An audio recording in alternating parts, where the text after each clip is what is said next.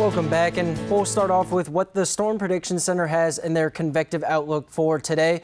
And this light green shade you see behind me is just a general thunderstorm outlook. So there are indications off to the west that some stronger storms could develop out here towards the I-35 corridor and off west from there. However, as we've gone through the overnight hours and so far through the morning, the variables we need, the conditions we need have just not really come together in those areas to see those stronger storms develop. So that's why we've gone and been downgraded from a marginal risk that was over our area yesterday for our Friday into just a general thunderstorm outlook. And bringing up the local satellite and radar, here is that line of showers and storms that is currently working its way through St. Joseph, as well as about to enter into the Kansas City metro area. And then over the next few hours, it will work its way through our area with plenty of rainfall for us, as well as some thunder and lightning. But tomorrow, we do still have that marginal outlook over the area. So there are indications that some of the scattered and isolated storms we see tomorrow could get a little bit on the stronger side.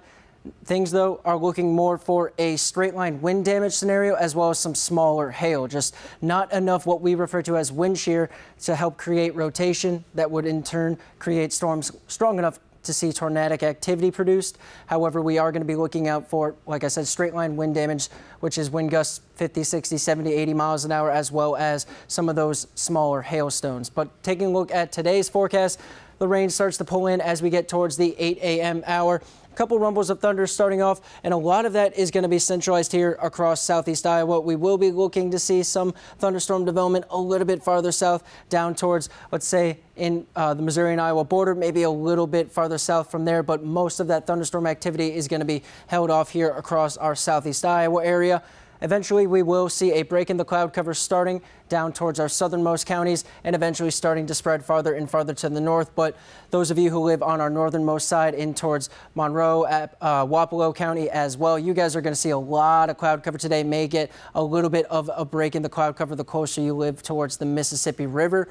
Eventually, though, we are going to watch as a cold front falls and temperatures through the overnight hours much cooler across our northernmost counties compared to our southern counties, almost a 20 or more degree difference for a few areas. But rain showers do pick up, as well as a couple of scattered and isolated thunderstorms very early in the morning.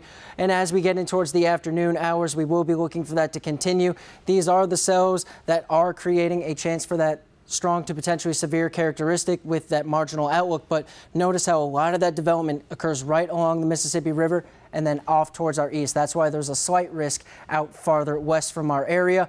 And eventually we will continue to see those showers into the evening hours until things start tapering off as we get in towards early Sunday morning. But taking a look at the extended forecast, multiple rounds of rain as well as chances for thunderstorms do continue over the next few days and in towards a good majority of next week, with a very warm start to next week, 87 degrees on Monday.